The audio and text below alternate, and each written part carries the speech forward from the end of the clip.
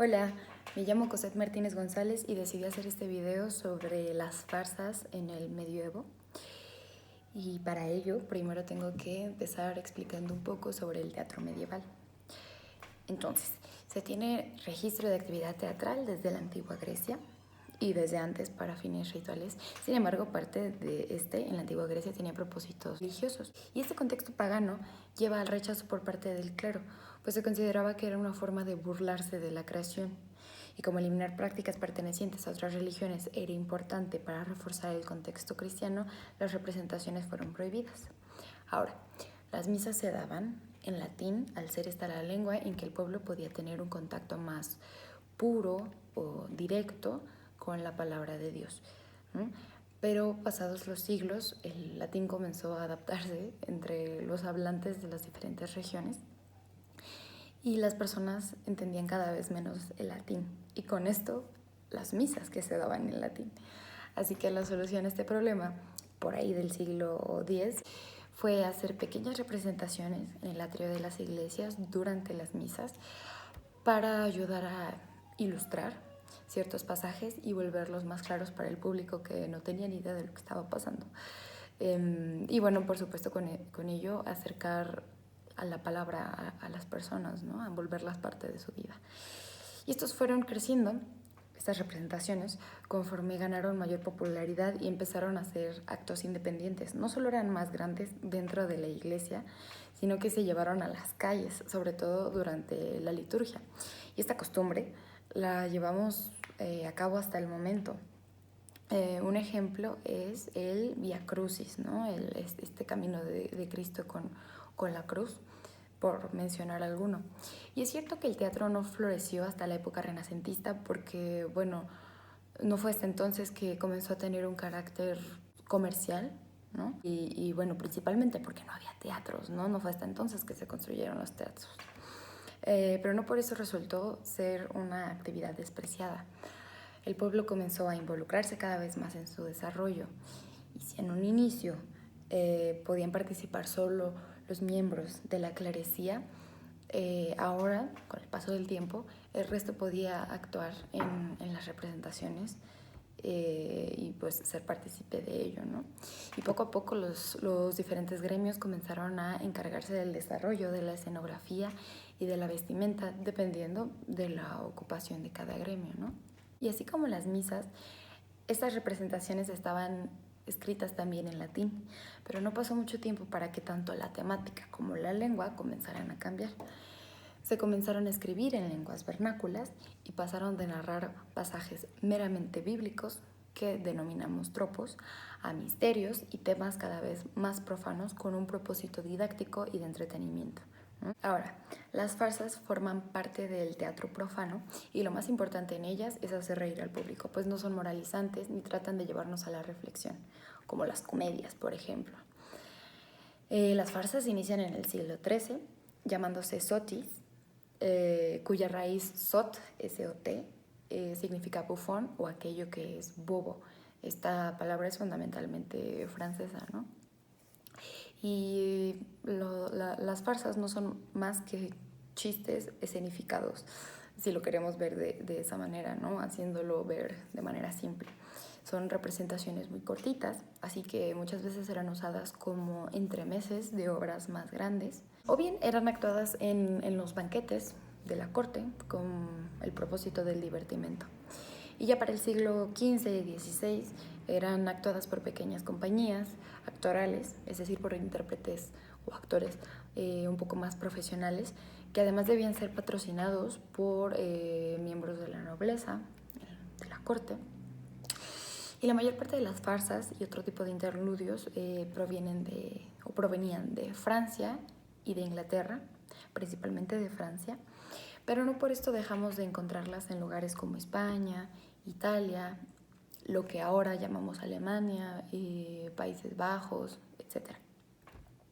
La temática varía entre las relaciones comerciales, maritales, amistosas o feudales, de servicio a lo mejor, y todas ellas siempre con la línea de lo ridículo, lo burlesco y lo disparatado, ¿no? Siempre está este factor presente. En alguna de ellas, como lo son el maese o licenciado Patelín y la tina de la colada, hay un espíritu de malicia que resalta lo contrario de la virtud, siempre de manera divertida y buscando aprovecharse de los demás, ¿no? De acrecentar los bienes propios como tenga que hacerse, es algo burlesco. Estas farsas dan pauta al posterior teatro italiano del siglo XVII o bien a obras como las del poeta francés Molière. A continuación, leeré fragmentos de unas cuantas farsas para ejemplificar mejor lo antes dicho. La primera es la farsa del maestre Patelín, la cual narra la historia del abogado Patelín, quien roba unas telas a un pañero a base de engaños y después finge demencia para no tener que pagarlas. Y después, con la misma labia, logra defender a un pastor que ha matado a parte de un ganado, ovejas específicamente, a cambio de dinero. Las daba en una carnicería, ¿no? Para recibir dinero y bueno, por supuesto que el dueño, muy molesto, pide que lo enjuicien y Patelín logra defenderlo con su labia. Y el fragmento siguiente habla sobre el licenciado Patelín fingiendo locura. Entonces, Guillermita, ¿qué gritos? ¡Ay, estás pegando! Por caridad, hablar más bajo. El pañero, pero es verdad que tenéis miedo del fin de vuestro licenciado. Yo también tengo mucha pena. Si me pagáis, me marcharé. Jamás le haré crédito a nadie. Patelín, agua de rosa, Guillermina, alzadme para que repose en este lecho más a gusto y dadme agua. El pañero, ciertamente que ya está hablando, porque antes no quería hablar. Y Patelín, que a esas negras gentes las echen, me fatigo de junto a mí verlas saltar. Tapadme el rostro, Guillermita, llega volando el monje negro. Dadle su estola, pronto, pronto, al gato, cruz, cruz, por Satanás, por Belcebú. Cabe mencionar que cruz, cruz, que se vaya al diablo y llegue Jesús, es un dicho que tenemos presente y que aquí podemos encontrar. Seguimos siendo medievales. Guillermita dice, ay, santo Dios, cómo se agita. Y el pañero, no cabe duda que está loco. Guillermita, a Patelín, no os mováis tanto, tened calma. Patelín, quieren sin duda asesinarme, estoy seguro, esos doctores dándome tantos bebistrajos. El pañero, que se ha puesto enfermo de repente porque a mi casa vino, es cierto que hoy mismo estuvo, vaya broma. Guillermita, mirad, señor, que hay que callarse. El pañero, y sin embargo hace un momento vendí 6 varas para un traje, gabán y gorro. Me parece que hicimos juntos el negocio. Vamos al grano, oídme un poco. ¿No hay una oca puesta al fuego? Guillermita, ¿una oca aquí? Linda pregunta. Porque Patelín le prometió que le pagaría cuando fuera a casa y que hasta tenía un banquete para ofrecerle, ¿no? Entonces, ¿una oca aquí? Linda pregunta. Mi señor, ¿no es esa carne para un enfermo? Ir a otro lado, con vuestro sastre a divertiros, el pañero. No hay que ponerse tan colérica, me desespera este percance.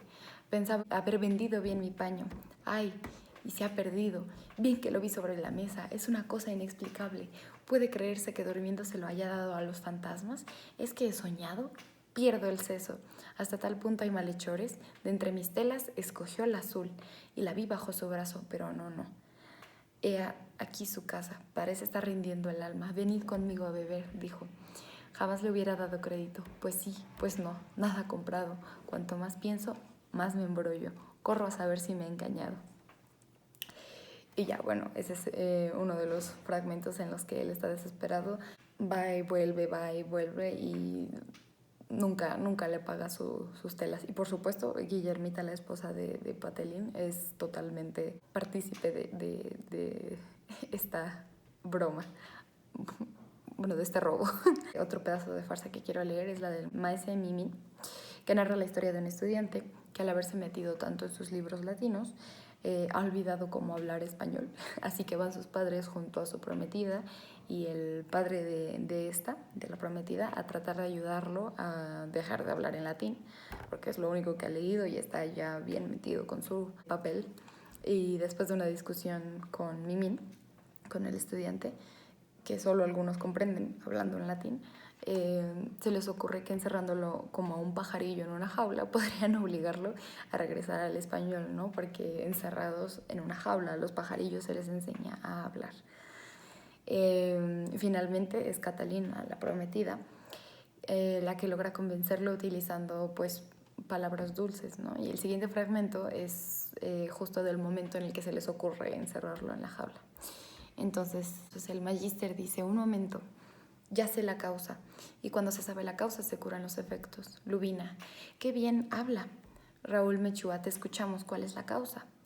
El magíster, pedantísimo: ha trabajado tanto, ha argumentado tanto, ha investigado tanto, ha leído, vertido, controvertido tanto, ha escrito tantas disertaciones y compilaciones, ha sondeado tanto en la dialéctica, la retórica, la alquimia y la metafísica, que ahora no habla más que en latín, porque se ha habituado a ese idioma.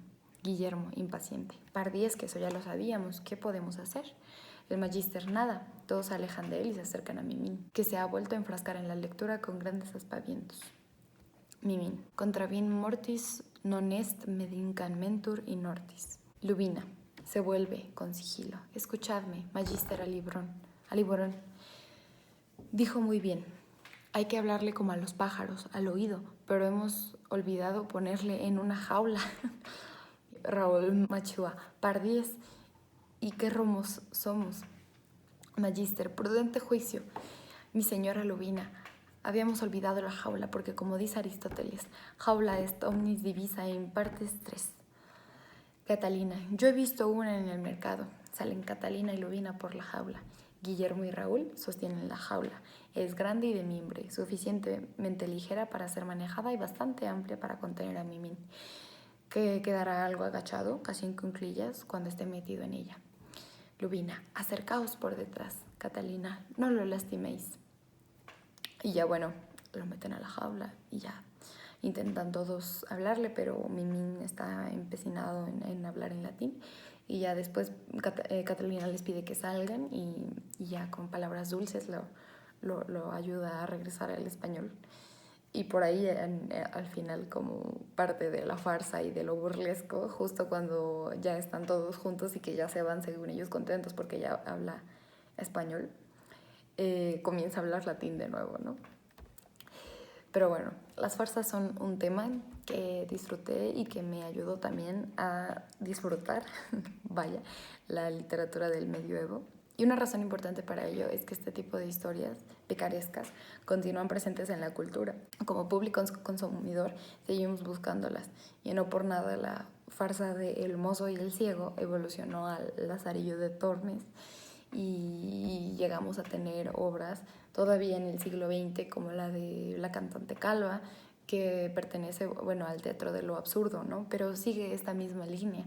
Y no solo eso, el Corral de la Comedia, que se instauró a finales de la Edad Media, pues continúa vigente, ¿no? Todavía podemos ir a ver estas obras que son absurdas, que tratan de hacernos reír.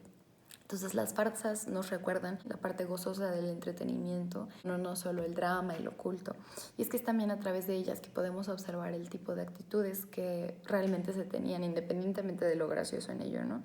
Es decir, la literatura sapiencial, los espejos de príncipes, los cantares, la épica, etcétera, todos nos demuestran los valores que hacían falta, ¿no? Aquello a lo que se quería aspirar, lo que se necesitaba resaltar, sobre lo que había que hacer hincapié. De manera personal, creo que llegan a ser un poquito tiesos de repente en este hincapié que se hace, pero no así las farsas, ¿no? Y los entremeses, porque siento que ellos nos acercan a las reacciones de las personas, del medioevo por supuesto, y aquello que disfrutaban, al tipo de humor que se prefería, a las situaciones cotidianas, incluso del mismo pueblo, ¿no?